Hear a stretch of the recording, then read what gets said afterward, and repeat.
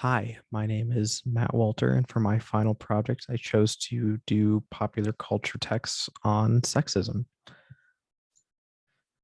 The first text I researched on was about Ariana's hit song, God is a Woman. And in this song, she referred to God as a female rather than a male one.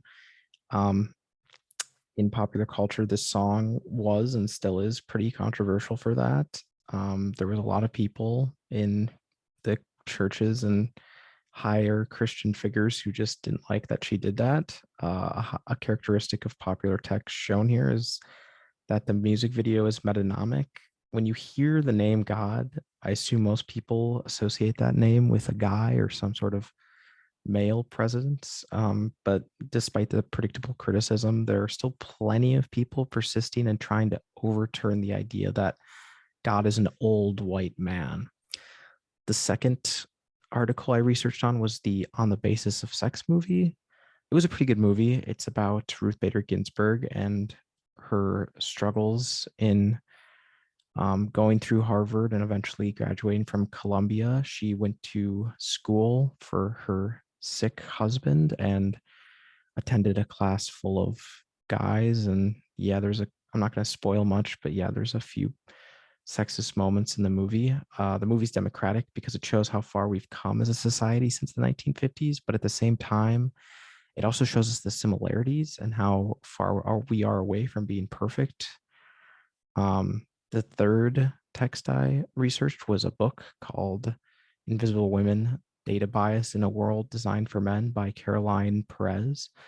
It's an intensely researched book that exposes a male-based world and successfully argues that the lack of big data on women is equivalent to rendering half the world's population invisible. When you look at heads of state, governments, corporations, and other global players, you are almost always looking at white men, the text shows us. And for a popular text characteristic, I chose nonverbal because the sexism showed in today's culture just doesn't have to be put into words to be described or shown to someone for them to realize it's here. The fourth text I found was an article about the NCAA March Madness. And in it, it talked about how there was a female basketball event and a male basketball event happening at the same time across the country, and the weight room for the females was so much dumbed down when compared to the males. The females had like a table and some little weights and then some water bottles, and the males weight room was, well, it looked kind of like the weight room here at MSUM. So yeah, highly suggest you look that up. Anyone just look that up. It's pretty crazy. I feel pretty bad for the women there. The fifth popular text I researched was the Women's March of 2017. Although it's not super recent, it was probably the most important march that has happened in the modern era. And it started because lots of women and people in general were angered by the language of the 2016 presidential campaign and worried about a political culture that was misogynistic and attacked equality for people of color, immigrants, and for the LGBT. Um, this text has the popular culture characteristic of democracy. Again, all these women are protesting together because they legally can and are standing up for what they believe is right. The last text I wanted to talk about was an article I read on sneaky sexism on the rise in advertising. I felt like I was compelled to look into this article specifically since my major is advertising, and this is might be a part of my future if I end up getting a job in advertising.